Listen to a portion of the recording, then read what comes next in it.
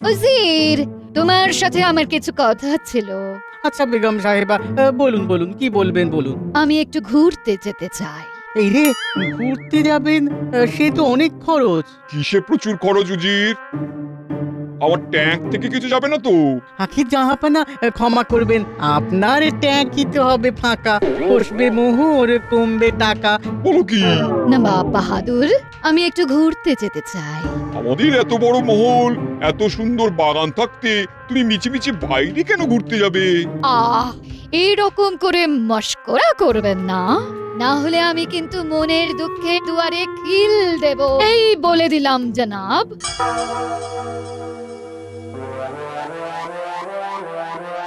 জাহাপানা, বেগমকে আটকান, না হলে এই গোসা ভাঙাতে গিয়ে আরো বেশি মোহর খরচা হয়ে যাবে। ঠিক বলেছো উজির। না না না না, আমি আটকাই। কি ব্যাপার, সকলে এত চিন্তিত কেন? প্রতিদিনেরই নিয়ম। গোপাল আজও এলো না। গোপাল তো বিজ্ঞানীর সেবায় ব্যস্ত, অসুস্থ বিজ্ঞানীর দেখভাল করছে। ব্যস্ত না ছাই, এই নিয়ে পরপর 4 দিন হলো গোপাল সভায় দেরি করে আসছে, অজুহাত দিচ্ছে বিজ্ঞানীকে সেবা করার, অথচ আপনি কিছুই বলছেন না। শোনো মন্ত্রী, মানব সেবা পরম সেবা। তাছাড়া আমাদের রাজ্যের বিজ্ঞানী অসুস্থ, তাকে না দেখলে চলে? বিজ্ঞানীর সেবা করতে গোপাল গেছে তার বাড়ি। গোপালের দেরি দেখে মন্ত্রীর মুখ হাঁড়ি হাঁড়ি। এই সভাকবি, তোমার ওই সস্তার কবিতা বলো না তো। বলা নেই, কওয়া নেই, দিন নেই, রাত নেই, শুধু কবিতা আর কবিতা। মহারাজ, আমি ভালো কথা বলছি। সভাকবি, গোপাল, বিজ্ঞানী এরা কেউ কাজের নয়, এদেরকে পার করে দিন। মন্ত্রী, তুমি এবারে থামো। কাকে কি করব তা আমি বুঝবো, তুমি একদম চুপ থাকো। মহারাজের ধমক খেয়ে মন্ত্রী হলেন জব্দ। এখন শুধু মাথা চুলকান, হারিয়েছে তার শব্দ। কি ব্যাপার, সভার পরিবেশ গরম মনে হচ্ছে? সেই সিংহ দুয়ার থেকে চিৎকার শুনছি। মহারাজ ক্ষেপে আগুন আর মন্ত্রী দিচ্ছে তেলে বেগুন। আহ, কি হয়েছেটা কি? তুমি বিজ্ঞানী সেবা করছো বলে মন্ত্রীর রাগ, দিয়েছি ধমক। এ আর নতুন কথা কি?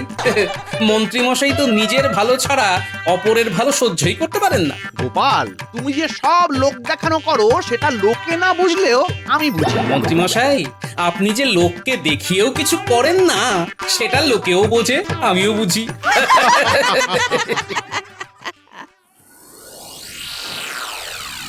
এখন তাহলে বলো উজির, কোথায় যাওয়া যায়? সমুদ্র নাকি পাহাড়? আগে নবাব বাহাদুর, এমন একটা জায়গায় যেতে হবে যেখানে দুটোই আছে। অতি উত্তম প্রস্তাব। বেগমকে তাহলে একবারে পাহাড় এবং সমুদ্র দুটোই দেখানো হয়ে যাবে, কি বলো? আর পরের বার আর বায়নাও করবে না। হ্যাঁ, জাহাপানা, আমারও তাই মত। মিছি ঘোরার পেছনে বারবার অর্থ ব্যয়ের কোনো মানেই হয় না। এমন কোন জায়গা আছে যেখানে রয়েছে একসাথে পাহাড় আর সমুদ্র? সেই জায়গা বড়ই বিচিত্র। বলো, আরে কোন দিকে শুনি? নবাব, আপনাকে বলছি এখুনি। কৃষ্ণনগর ছাড়িয়ে আরো বেশ খানিকটা দূরে দুর্গনগরে একসাথে পাহাড় আর সমুদ্র দুটোই রয়েছে। বেশ হয়েছে। বাবা। আচ্ছা উজির, ঘোড়া গাড়ি ছাড়া সঙ্গে তো অনেক লোক লস্করও নিতে হবে, তার মানে সেখানেও তো অনেক খরচ হবে। জাহাপানা, আমি আছি তো, চিন্তা করবেন না। কোনো মতলব এসেছে বুঝি? মতলবই আমি সব সময় খুঁজি। শুনুন, কৃষ্ণচন্দ্রকেও সাথে নিয়ে নিন। আর সভাসদেরও কি নেবো? জাহাপানা, একটা চিঠি আপনার নাম করে আমি লিখে পাঠাচ্ছি যে আপনি চান মহারাজ কৃষ্ণচন্দ্র সহ তার বাকি সভাসদদের নিয়ে দুর্গনগরে ঘুরে আসতে। আচ্ছা, তাহলে তুমি বলতে চাইছো যে ওদেরকে সাথে নিলে আমার এখান থেকে লোক লস্কর নিতে হচ্ছে না, তাই তো? আর মোহরও বেঁচে যাচ্ছে। বাবা। আগে একদম তাই। শুনুন, আমি চিঠিটা এইভাবে লিখব যে, প্রিয় কৃষ্ণচন্দ্র, যদি আমাদের ভালো করে ঘোরাতে পারো তাহলে 2 মাসের খাজনা মুকুব। সেই ভালো। 2 মাসের যা খাজনা, তার তুলনায় এখান থেকে লোক লস্কর নিয়ে যেতে গেলে খরচ অনেক বেশি হবে। হ্যাঁ জাহাপানা, আর যদি কৃষ্ণচন্দ্র ঘোরায় তাহলে ঘোড়ার খরচও লাগবে না। তার থেকে এই টোপটা দিই, ওরাও রাজি হয়ে যাবে। সমস্ত লোটা কম্বল আর বহর ব্যবস্থার ঝামেলা ওরাই পোয়াবে। আমরা তাহলে নিশ্চিন্তে ঘুরতে পারবো। তুমি না থাকলে কি যে হতো উজির। আমি না থাকলে আপনার সব মুশকিল আসানো হতো না। আমি না থাকলে এত সহজে একদম নিখুঁত পরিকল্পনা আপনি করতেও পারতেন না। আমাকে বোকা ভেবো না।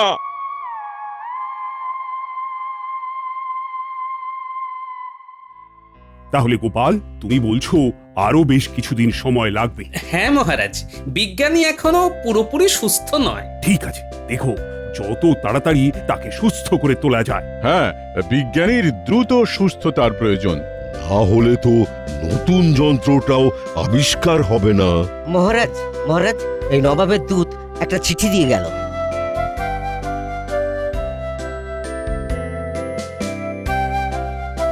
এখন আবার নবাবের চিঠি? খাজনা তো দেওয়াই আছে। তাই তো। নবাবের চিঠি যখন এসেছে, দিন আমি পড়ি। হ্যাঁ, উনি তো আবার আপনার গুরুদেব, আর ওই উজির প্রাণের দোষর। মহারাজ, এই চিঠিতে লেখা আছে যে নবাব বাহাদুর বেগম আর উজিরকে নিয়ে কৃষ্ণনগর আসবেন। তারপর এখান থেকে আপনার আতিথেয়তায় উনি দুর্গনগরে বেড়াতে যেতে চান। যদি আপনার আতিথেয়তায় ঘুরে উনি সন্তুষ্ট হন, তাহলে হ্যাঁ, 2 মাসের খাজনা মুকুব করে দেবেন। এ কেমন কূটনীতি?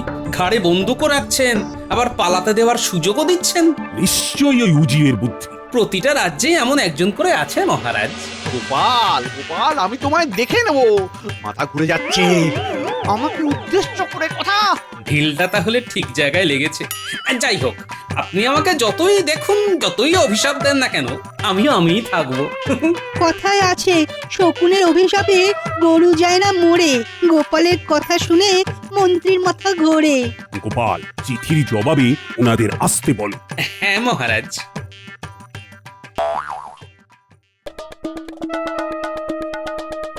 তাহলে জবাব এলো? হ্যাঁ বলো উজির। জবাব না এসে কোথায় যাবে জাহাপানা? তা ঠিক, তুমি যা চাল দিয়েছো। জাহাপানা, তাহলে আজ বাদে আর 3 দিন পরেই রওনা দিই। দাও দাও দাও দাও, কৃষ্ণচন্দ্রকে লিখে দাও, আমরা যাচ্ছি।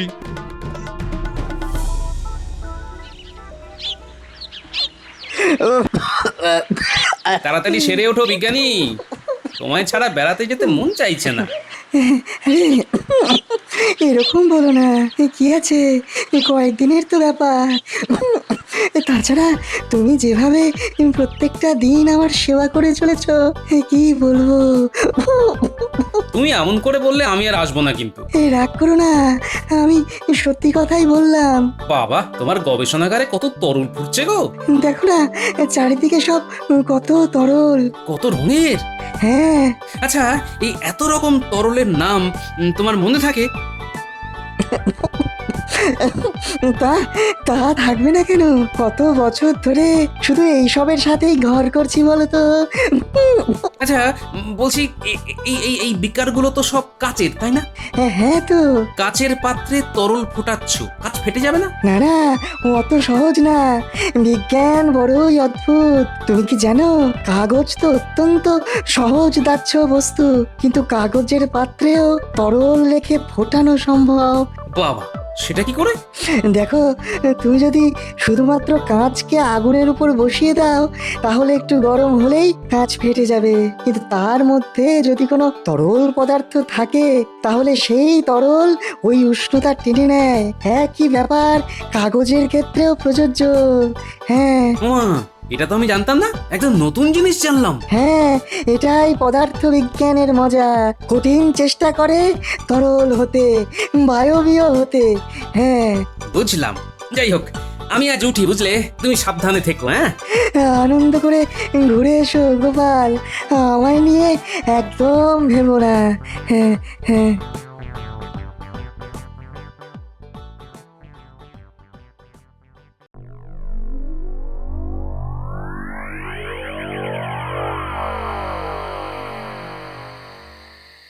তাও ভালো, নবাবের দৌলতে কালকে একটু ঘুরতে যেতে পারবো। আসতে পারি মহারাজ? কে গোপাল, এসো এসো। রানীমা, এত খুশি হবেন না, এইগুলো সব নবাবের ষড়যন্ত্র। খাজনা মকুবের নাম করে আমায় ফাঁসিয়ে দিল। যাকে মহারাজ, আপনি চিন্তা করবেন না, আমরা আছি তো, সব সামলে নেব।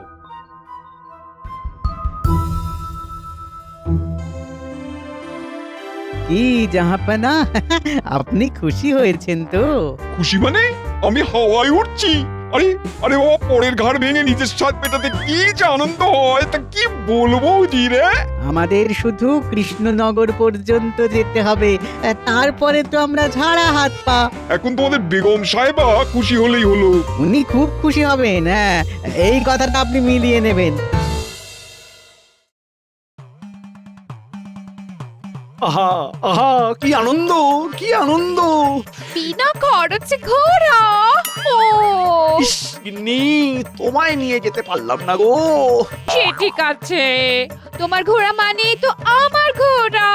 তুমি না হয় আমাকে অন্য সময় ঘোরাবে।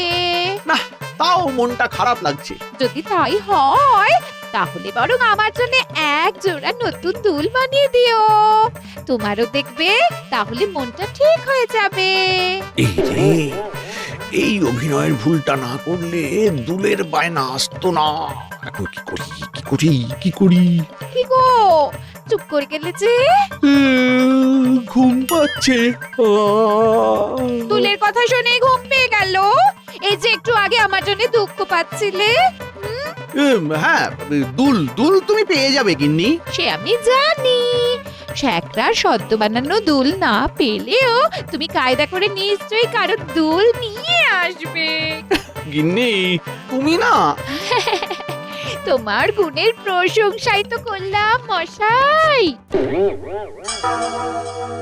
তুমি এত ভেবো না তো, আমি সব করে নেব। এই শুয়ে পড়ো এখন। হ্যাঁ, ঘুম আসছে না কিছুতেই গো। আমি জানি কেন আসছে না। হ্যাঁ, তুমি আসলে চিন্তা করছো কালকের ব্যাপারটা নিয়ে। আর হবে নাই বা কেন? হ্যাঁ, একে মন্ত্রী নিয়ে পারো না, তার উপরে উজি দোষর। হ্যাঁ না গো, শুধু চিন্তা নয়, মনটাও খারাপ। ওমা, কেন? এই বেড়াতে যাচ্ছ, কেউ মন খারাপ করে নাকি? কত বছর বাদে তোমাকে একা রেখে কাল আমি যাচ্ছি বলো। ওমা, আমি একা কই? হ্যাঁ, আহা, তুমি কি ভুলে গেলে নাকি তোমার নাতি নাতনি গুলো আছে? ওরাই তো আমার ভরসা গো, ওদিকে বিজ্ঞানীও যেতে পারছে না। বলি হ্যাঁ গো, এত মন খারাপ করো না। এ কি করবে, সময় তো সব সময় সাথ দেবে না গো। বলি যেমন পরিস্থিতি হবে তেমন ভাবে মানিয়ে নিতে হবে। হ্যাঁ, সে আমার 7 জন্মের তপস্যার ফল। না হলে তোমার মতো এমন সমজদার বউ পাওয়া ভাগ্যের ব্যাপার গো। তোমার বউ তোমার সাথে পায়ে পা লাগিয়ে যেমন ঝগড়া করে, তেমন সব পরিস্থিতি বুঝতেও পারে। হ্যাঁ, সবই ভালোবাসা গিন্নি।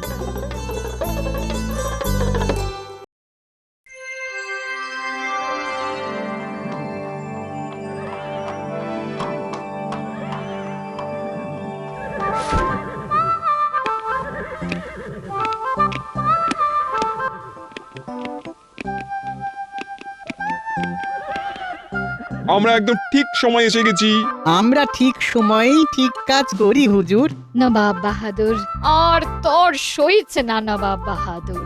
কেন কেন, খিদে পেয়েছে নাকি? না, কখন রওনা দেব? ঠিকই তো, বেগম সাহেবা সেই কখন বেরিয়েছেন। মন্ত্রীমশাই, আপনারও যদি খুব তাড়া থাকে তাহলে আপনি বরং কোচোয়ান হয়ে যান।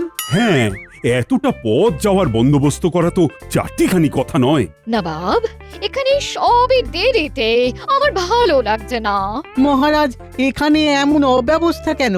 আমি কিন্তু সন্তুষ্ট না হলে 2 মাসের খাজনা মুকুব তো করবই না, উল্টে 4 মাস বাড়িয়ে দেবো। সে আপনি এমনি করবেন না, আমি জানি। বেগম সাহেবা, খুব শিগগিরই রওনা দেব, তার আগে একটু জল খাবার খেয়ে নিন। বুঝলেন নবাব, আমার এই গোপাল না থাকলে এত তাড়াতাড়ি সব বন্দোবস্ত হতোই না। চলুন চলুন জাহাপানা, চলুন বেগম সাহেবা, চলুন। হ্যাঁ হ্যাঁ হ্যাঁ, জল খাবার পর্ব মিটলেই আমরা রওনা দেব।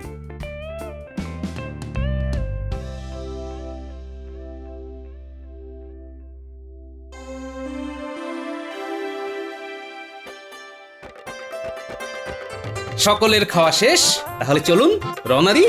গোপাল, সব নিয়েছো তো? হ্যাঁ মহারাজ। জল নিয়ে এসেছেন তো? আমার আবার একটু বাদে বাদেই জল পিপাসা পায়। চিন্তা নেই, এক বড় মাটির জ্বালায় জল আছে, আপনি চাইলে সারাদিন জল খেয়েই কাটাতে পারেন। তাহলে চলুন রনাদি। হ্যাঁ হ্যাঁ হ্যাঁ, চলুন চলুন জাহাপানা চলুন।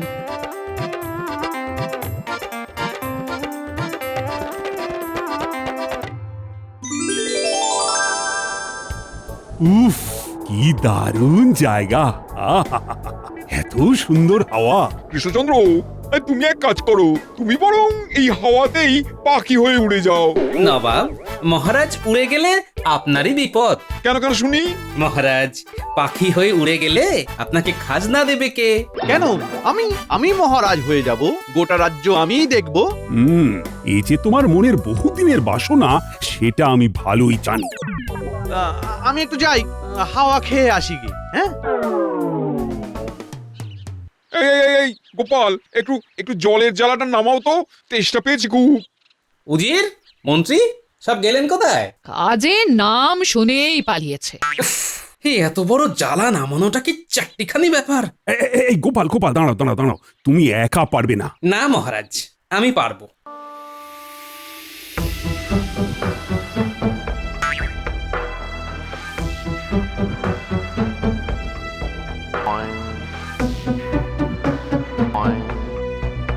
ইয়া! আহ!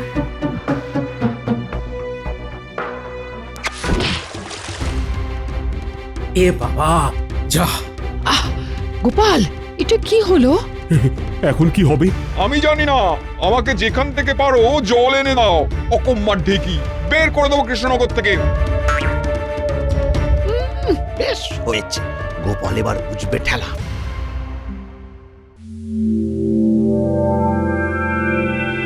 নবাব বাহাদুর, বলছি আমি একটু ওই দিকের গোলাপ বাগানের দিকে যেতে চাই। না না না না না না, ওইখানে বেশ আগাছা আটা গাছ আছে দেখছি। না, আমার ওখানেই যেতে মন চাইছে। কি সুন্দর পরিবেশ দেখুন, একদিকে পাহাড়, একদিকে সাগর। আমার মন চাইছে আমি একটু ঘুরবো। বেগম সাহেবা, নিচে নামাটা ঠিক নয়। তুমি চুপ করো, যাও গিয়ে জলের ব্যবস্থা করো।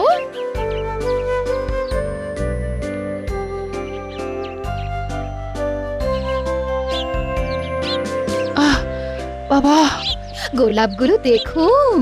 খুব সাবধান, এখানে কিন্তু অনেক কাঁটা গাছও আছে, সাবধান। আরে বাবা, শোভাটা উপভোগ করুন।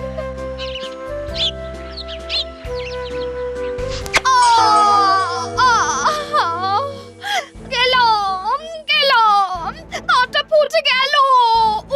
হলো তো, বলেছিলাম। কে কোথায় আছেন? আসুন, বেগম সাহেবা পড়ে গেছেন। আসুন আসুন। কি, আমার বেগম পড়ে গেছে? আমার বেগম কিনা? কথা না শুনলে যা হয়।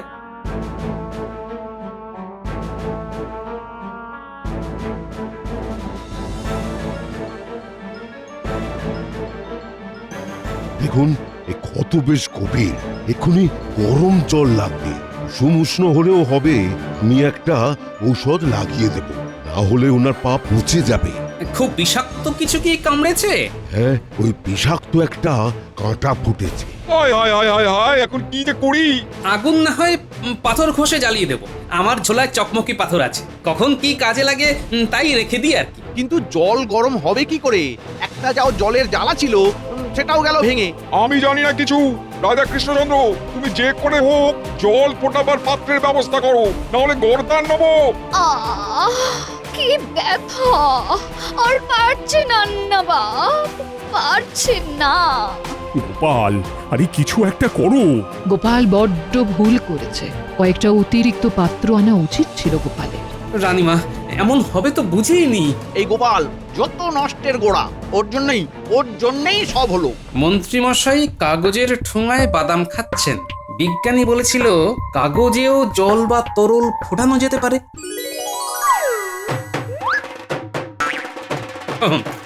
ঠোঙাটা বেশ শক্তপোক্তই আছে, কাজ হয়ে যাবে। এই দাও দাও, আমার বাদামের ঠোঙা দাও দাও। এখন এটা পাবেন না, কাছাকাছি অনেক কাঠের টুকরো আছে। যাই, আগে আগুন ধরাই, তারপর চট করে ঠোঙায় জল ভরে আনি।